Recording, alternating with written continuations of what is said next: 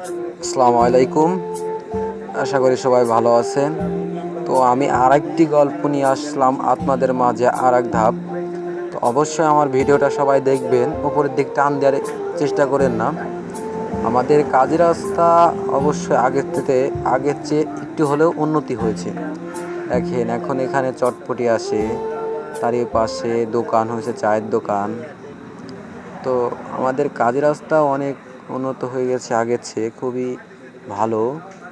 এখানে খুবই সব কিছুই অবশ্যই পাওয়া যায় ইনশাল্লাহ। তো এখানে সবাই আসবেন, তো আশা করি। তো এখানে দেখেন অফিস। তো ওই পাশে আর একটি ভাজা পোড়ার দোকান হয়েছে, হাশেম দাদার ভাজা পোড়ার দোকান। তো অবশ্যই এখানে ভাজা পোড়া ভালোই বানায়, বিকালের থেকে শুরু করে আর রাত 10টা পর্যন্ত ইনশাল্লাহ থাকে এখানে।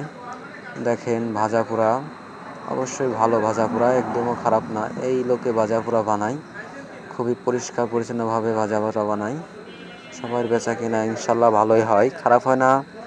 তো সবাই আসবেন, এইটুকুই দোয়া রইল।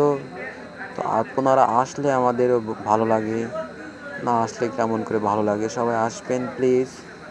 দেখেন লোকজন ভর্তি, মেলা লোকজনের কোনো কমতি নাই আমাদের এখানে।